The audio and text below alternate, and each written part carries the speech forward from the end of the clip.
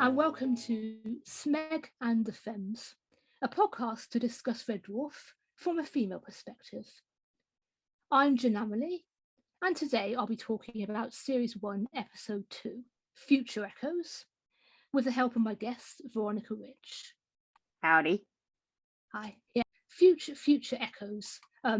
Now, I did have a look at the official site and what it says about this episode, and this is directly from it. This was the fourth episode produced for Series 1, but was felt by all concerned to be the strongest of the run, and so it was placed in the all-important second spot. And I can kind of see why, because I mean it is a dynamic episode, and it's a better episode, I think, than the second episode that was actually recorded, which was Balance of Power. Although I like Balance of Power, but this is a sort of strong, attention-grabbing episode with sort of strong sort of sci-fi concept with the future echoes. Mm-hmm. And it's interesting actually because whenever I think, about Series 1, when I haven't watched it for a while, I tend to think towards, it's almost all, sort of conversations between Rimmer and Lister, and with Kat and Holly just sort of popping in every so often. But with this particular episode, that isn't so much the case. So we do see multiple scenes of Lister alone with Kat or Rimmer alone with Holly. And with that, I'm sort of segging into Holly's character, because we didn't get so much of a sense of it in the end because there were so many characters to establish and the whole situation. But here with Holly, obviously we get the first of his introductions and to the whole concept of the show, and it really sort of establishes him more as a character in his own right. He's not just sort of faceless computer. I mean, we do know that Norman Lovett actually sort of fought to be shown on screen, and got his way, So I mean, good for him because I think it does add a lot of humanity to Holly to sort of see him on screen as well. Yeah, and so we see him sort of messing around with Rimmer, and we see that he's not going to take any shit from Rimmer. If Rimmer is rude to him, then then Holly will, make him look ridiculous with a beehive hairdo. Am I the only one who wanted to see Rimmer let his hair down from that bun? Yeah, I think Rimmer with long hair. Well, that actually sort of kind of hippyish, genuinely long hair, as opposed to just loosish curls. Well, it'll be interesting to put it that way. it would be interesting to see. And I mean, how do I put this? I mean, I know you can argue that giving Rimmer a beehive hairdo, which is obviously sort of traditionally associated with sort of 60s female singers and so on, like Helen Shapiro, you can argue that's kind of a bit sexist, But I mean, to be honest, it doesn't bother me because the only reason we know the only reason that it bothers Rimmer is because he's such a jerk and so sort of concerned with traditional masculinity and so on. It's kind of serves him right, really. Well, it's basically the diametric opposite of a crew cut. So it never really bothered me. I always thought it was kind of funny because I figured Holly is, give me that crew cut. It's a brand spanking crew cut. Give me that crew cut. And Holly's like, you're going to be rude to me. I'll give you the exact opposite of what you want. So yeah, and of course we do at the end when he's rude again, we do see him a different hairstyle, and that isn't a female hairstyle. So it's that's the Beatles. It's not that he was messing with him, just to give him female hairstyles. It's just he's going to make him look stupid in any way he can think of. If Rimmer is rude to him, and of course, obviously, that kind of establishes Holly, or at least male Holly, as a character in his own right. He's mischievous. He's sarcastic in this sort of deadpan way. And also, I noticed the fact male Holly does say here, look, I'm a computer. I am not your mum. Do you want me to sew little name tags in your PQ or whatever the heck? And it's just sort of very specifically emphasising the fact that there are no women around. To support these male beings. They're going to have to fend for themselves. Mm-hmm. Yeah. exactly. He's too busy steering the ship. He doesn't have time for every little request they have. So especially Rimmer. Yeah. Yeah. Oh, yeah. I just want to comment on the bit where Lister is in the corridor, but with a vending machine, and Rimmer suddenly comes racing past. And I'm just going to say it. It's the second episode of the show, and Rimmer is already calling Lister pregnant. Pregnant Billy Babbit. Yeah, Lister looks about as fat as Rimmer does. Oh, I know. I mean, it's just, I mean, it's patently ridiculous because, Craig Charles, is not the slightest bit overweight in any shape or form. I mean, I mean, it's just weird, But it's also, you can kind of argue from a slashy viewpoint, that it's interesting, Rimmer associates Lister and pregnancy, and of course we do. Later on, we do. Later on in the show, we do get to the two babies exchange as well. Right. Well, I feel like this entire episode kind of, is forecasting the whole thing with the twins. So the entire episode seems to be setting up and foreshadowing Lister as, for lack of a better description, the maternal role for that sort of thing. Yeah, it's interesting, because I mean, Lister himself says 2 babies. How do I get 2 babies? And then looks straight at basically at Rimmer's crotch. I mean, what were you thinking there? You can't both. Which I understand, that's for comedy, but still, that's an odd thing. For comedy purposes, I get that. I'm not stupid here, but from an in-universe perspective, it's kind of interesting. Exactly. Well, and then you want to go in universe. The line in the drive room later where Lister keeps hollering at him and he shows up, and then Lister says, "Oh, I don't need you," or whatever it is he says, and Rimmer goes, "Oh, switch me on, switch me off, like I'm some sort of battery powered sex aid." I'm like, come again? You could have said a lot of appliances, and on a crew of entirely males, you go straight to the sex aid. I know. And again, we realise, that out of universe, Rob and Doug probably just thought it's funnier than saying torch. But from an in-universe perspective, it's just, this show is just getting slushier by the moment. It's only the second episode and they're already doing it. So yeah. Exactly. Yes. Oh yeah. You had something you wanted to say about the sort of the slushiness factor, in this episode, and basically yeah. And I'm going off of, tons of commenters before me. This is not an original thought to me by any means. And it's not just Red Dwarf. It's, gosh, you go back to Sherlock Holmes and Watson. You could go, you can stretch back 125 years. You can go back to Star Trek. Basically, okay, we've established the 4 main characters we're going to be working with the rest of the series. Of course, Crichton doesn't show up for a long while. So, but we've got Lister, Rimmer, Kat, and Holly. They're all men. And I just think that lots of fans, probably lots of mainstream fans, take it for granted to begin interpreting any relationship among them, between any 2 of them. And again, it's not just in Red Dwarf, it's in any, think of any movie, any TV show. They're mostly men. I think they take it for granted to interpret the relationships through the lens of accepted traditionally straight male relationships. However you want to view these characters as getting along. Brothers, enemies, friends, frenemies, colleagues, inmates. I mean, if you kind of look, they're trapped. I mean, it's not a prison, but they're still trapped. They can't walk outside or leave. However, if you take all these characters, let's just kind of pretend that any one of them was female instead. And it doesn't matter who, except maybe they did make Holly female later, but Holly is a kind of a computer life form and stuck in a screen. So maybe that one, maybe let's look at Kat, Lister, and Rimmer. Make any one of these characters female instead, and you keep the same dialogue, similar dialogue, the same storyline, same interactions.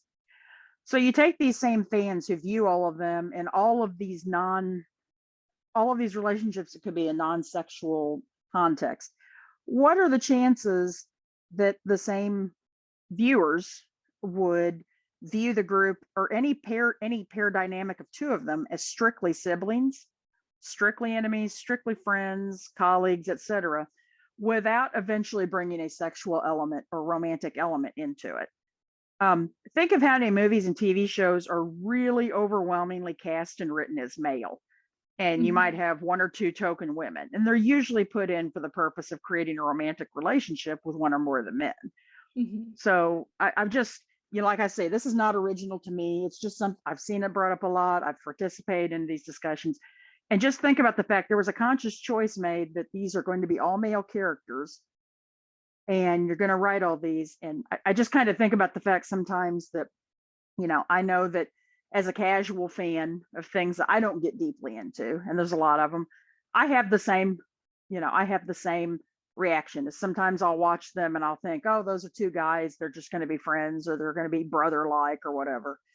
But if you start really thinking about it, it's called, well, if you're only going to have them, it's not, I don't think it's weird to think at some point you look at their relationship that there are little tags and markers that if one of them was female, you would automatically assume they might get together eventually. Yeah. Mhm. Yeah, basically it's heteronormativity, I guess. Yeah. Exactly. Yeah. Mhm. Yeah, I mean, yeah, and it's a very interesting point, that needs to be said. I think. I mean, basically, we're just explaining, why we relate to the show in this particular way. I mean, and I didn't always actually. I mean, when I was originally watching it, I didn't see it as much, but Oh, me uh, either. when the DVDs came out, I was able to watch it more than just once a week, every few months or whatever the heck, And when I watched it, all in one go, I mean, it just sort of hits you basically. The Hmm. splashiness just hits you. Well, and I wonder too, there's a lot of, people say, I've heard people say, oh, well, Slash seems to have really exploded in the last, everything seems to be more slashy in the last 10 or 15 years. And I'm thinking, I don't think it's necessarily more. I think, when this came out, it was kind of pre-internet, very Mhm. beginning of internet. And, you had a very small group of people you would talk with about the show who were, work, family, friends that were around you. And with the advent of the internet, there's been a platform for more voices, more diverse voices, more ideas to circulate in a wider atmosphere. And so Mhm. I think people have, I call it progress. I think people have started to see things in new ways that Exactly, yeah. they're not making things up. They're just seeing things in a different way, perhaps. Does that make sense? Yeah, yeah, yeah, that does make sense, I mean, when I was first watching the show on its original broadcast, I didn't really understand, that Slash existed or what it was, So I mean, it wouldn't have occurred to me. I mean, I think actually the first time I had a sort of glimmer, what would have been probably the first time I saw Demons and Angels, and I was like, and Low River appears, and I was like, what? Oh my Oh, god, I mean, you must bear watching my family at the time, and I was a kind of a sheltered teenager, and I mean, I was like, but I sort of that was when I first got the first glimmer of, the possible potential, I hmm. mean, Well, Low Rimmer seems like such a direct descendant of Frankenfurter. I mean, he really is, isn't he? I mean, I mean, I think Craig in the commentary basically says this, where he also compares him to Julian Clary, who's a openly gay British comedian who's basically his whole act is about, sort of gay innuendo, So I mean, I agree, it was kind of a combination of those two. Mhm. exactly. Yeah, right. So anyway, yeah. So basically, we're just sort of noting, that now that it's only the four male sort of beings, and one of whom is a computer and one of whom is a cat who isn't around much, as much as the others, because that's kind of the nature of cats. You're really having Lister and Rimmer's relationship in your face, and it's just so much more obvious how slushy the whole relationship is. Yeah, and going off of Kat, again, just to reiterate how brilliantly Danny plays the role.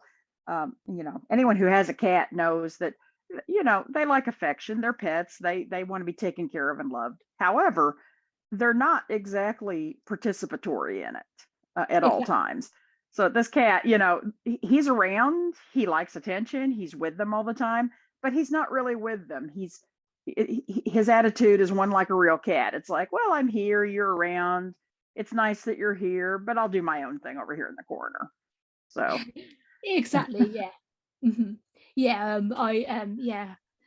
See, I did want to talk a bit about the scene where Lister's showing Kat his photos and stuff, and it's a nice way of developing Lister's character, because we find out more about him, but it's also a way of showing Kat's character, because obviously the way he reacts to the photos is not the way a human being would react to the photos.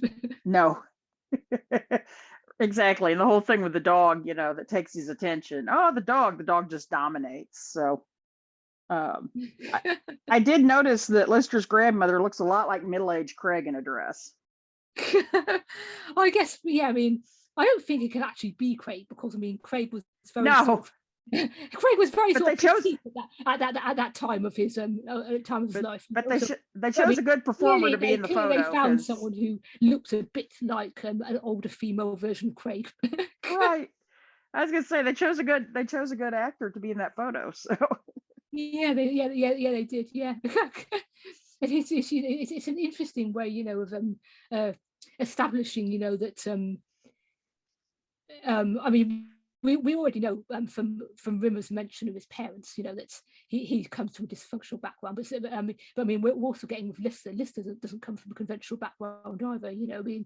So I mean, I do want to praise, the writing here, because I mean, obviously I've slagged it off a bit with the way they regard to the writing of Kachansky, but I mean, obviously, I mean, I like the show, if I didn't like the show, I wouldn't be watching it, so I mean, I want to praise the way Rob and Doug do establish Lister and Kat's characters here really, really well. yes, I think it's nice. It's a nice little intro into when you get later on the whole waiting for God, where you find out what Kat and Lister's relationship is from Of Kat's course, point of yeah. view. Yeah, and of course it's so utterly cat-like of Kat to have not mentioned that, actually there is another cat on the ship, and until of course it's basically too late. Exactly. We got a religion. You might be the head of it. You might be Yeah. God, but you're not really. Hmm. Yeah. Um, Yeah. Also, let me see what was I going to say. Oh yeah, we also there are sort of hints about Rimmer, of course. I mean, for instance, we the bit where he says about his father, and his father's praise for short haircuts, and of course that was just before that rather unfortunate suicide business, and I presumably know. What the heck was that about? the only way I can make sense of it is that at some stage Rimmer's father attempted to kill himself, which that would fit, I guess. I mean, that's the only. Considering how smegged up that whole family was, and there's nothing smegged up about suicide. I don't mean that, but I just mean the fact that knowing Rimmer's father, he probably did it in a way that made Rimmer feel like he was personally responsible for it or something, the way they treated him. Yeah, I mean, I do remember. I mean, there is, of course, later in the show. I can't remember the exact episode, but the bit where Rimmer actually does directly blame himself for his father having a series of strokes. I mean, so I mean, yeah, I'm pretty sure they probably would have blamed Rimmer for it, because it seems as though they blamed him for pretty much anything they could. So yeah. I know that's. I mean, I know it's played for comedy, and as you're watching it, it is funny. But it's later on when you're sitting and thinking about it, you're like, it's not really supposed to be funny, but maybe it is. I don't Yeah, I know. mean, It's so confusing. it's kind of funny in the way of quite a lot of comedy, where it's funny at the time, but you think about it later and you think, actually, that's not funny at all. But yeah, Tragedy plus time. I guess that's what comedy is. So yeah. Mhm.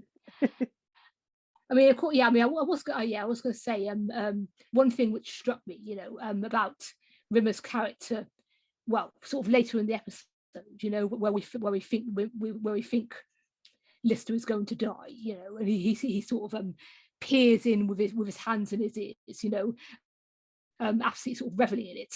Rimmer is very unlikable at this stage of the show. I mean, I don't think anyone's gonna. That's not a controversial thing to say, really, is it? That was interesting. Yeah, but at first you feel like he almost, it worries him. Like when Lister comes running in and remembers all, I have just seen someone I know die in the most hideous way. And he seems genuinely upset about it at first. He is genuinely And upset about it. I mean, he can't resist sort of going to, sort of hinting about the gruesome details and stuff, But I mean, yeah, but you're right. There is that sort of duality there, where on the one hand he's being pretty awful about it, but you do get the sort of vague hint of sort of underlying more ambiguous feelings, right. And he's so jolly about it. Like when, as you said, when Lister goes in later and he follows along and he looks around the corner and he's grinning.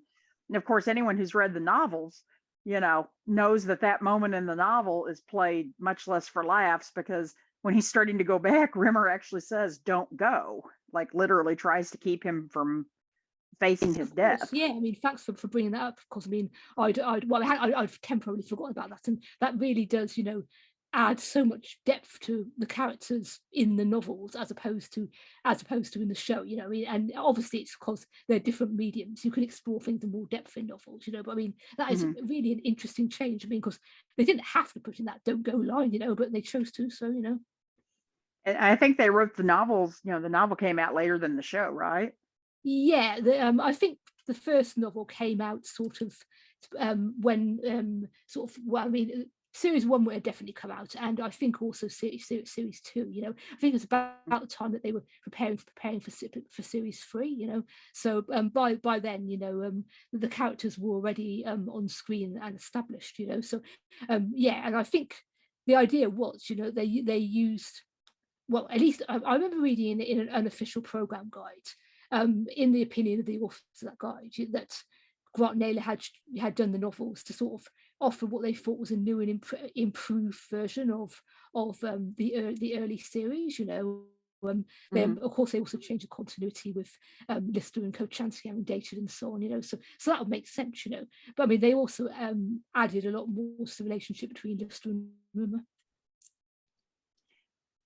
Yeah, I remember reading the first book sort of concurrent with watching the first and second series, because it did air so much later in the US, like in the mid 90s, than it had aired in its origin country, Britain. And I didn't see it until the mid 90s. And around that time, there was a science fiction bookstore I frequented. And one day I was there and I happened to see there was a novelization of Red Dwarf that I'd never heard of. And so I picked it up.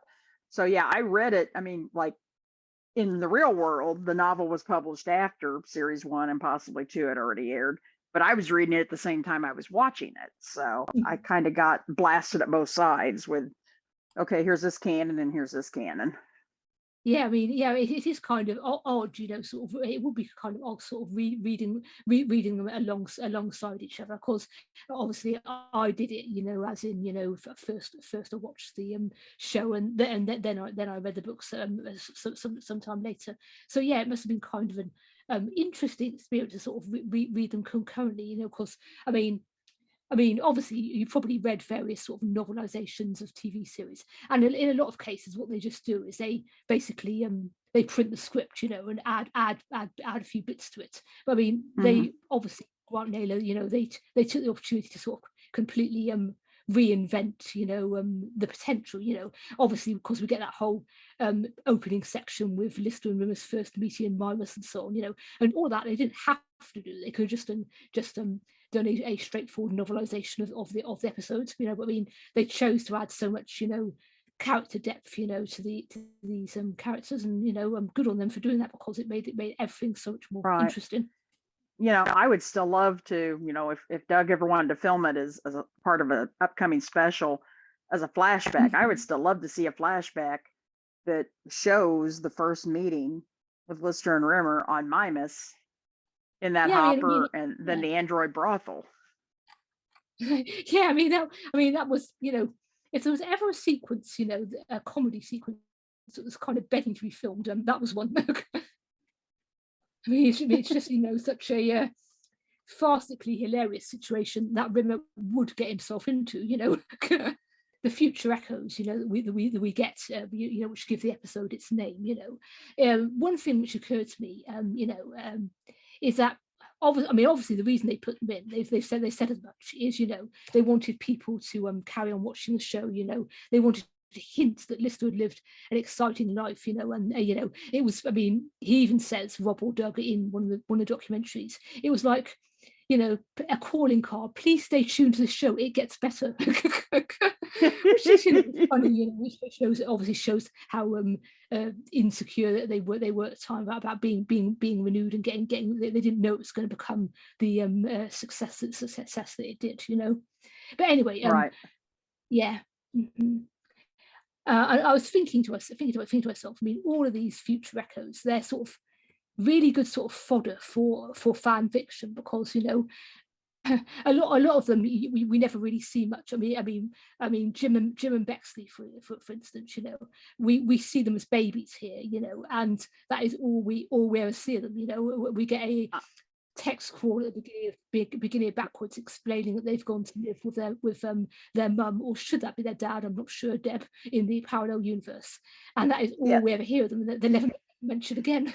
Yeah, it's kind of strange that, you know, you watch this and then, you know, you find out later that, oh, well, it was Lister that got pregnant and had the babies. And which leads me to two remarks about the part where he runs to the medical unit, you know, to get a picture as Lister comes out holding them. Number one, Lister's holding them. Lister looks like the father who's carrying them out. He doesn't look like someone who's just given birth, as these are presumably supposed to be, you know, right after they're born, or at least shortly after, when they've been cleaned up. My second observation is, are those are giant newborns. I mean, holy shit.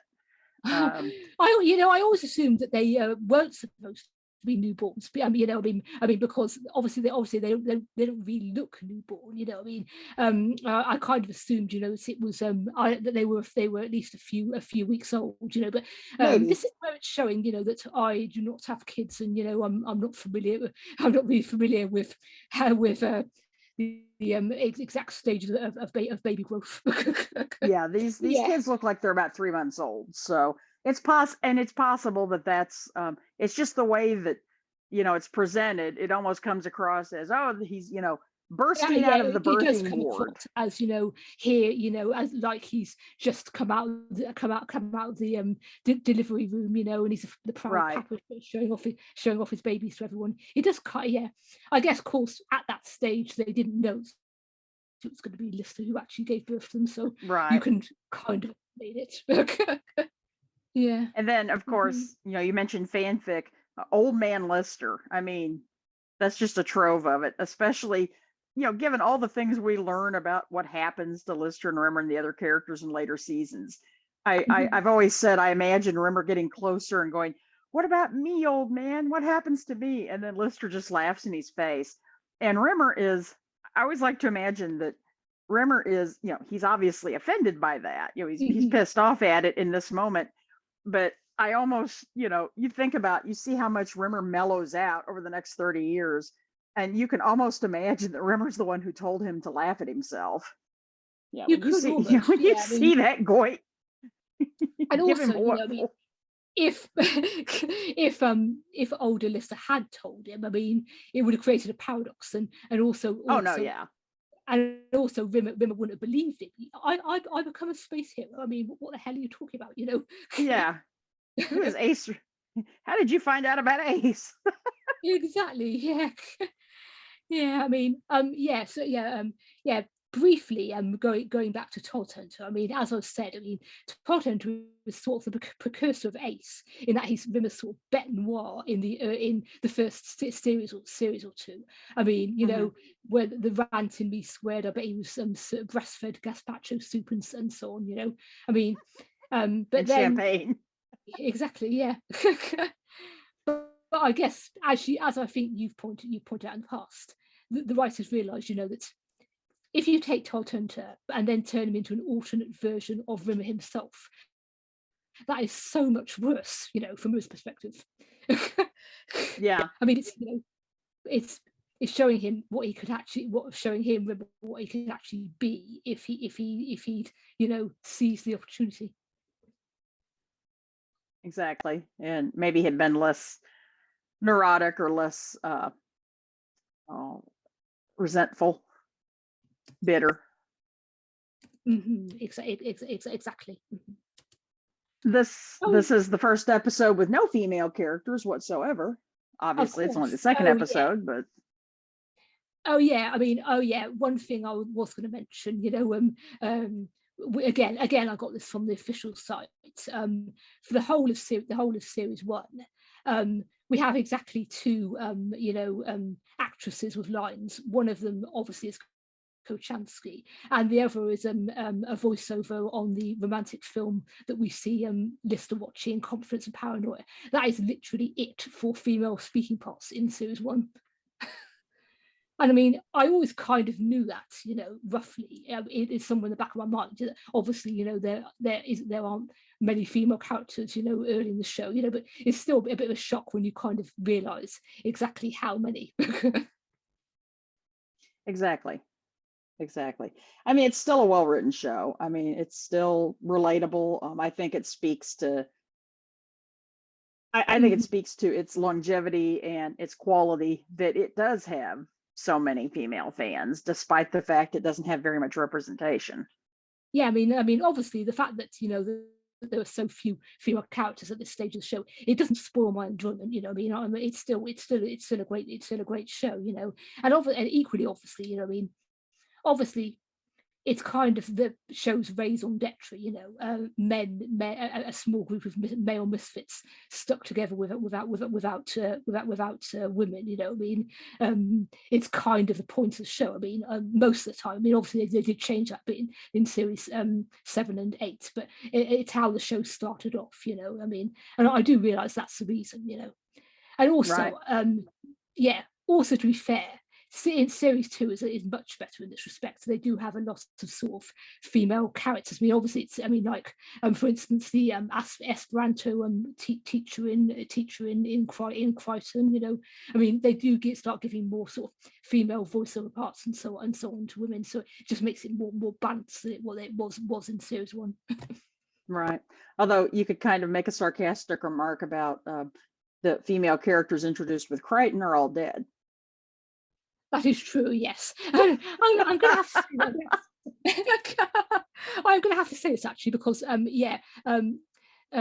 forget where it came from, one of the documentaries I think, but Ruby Wax, who is a female comedian and is married to Ed Bye, who of course directed a lot of Red Dwarf, including this episode.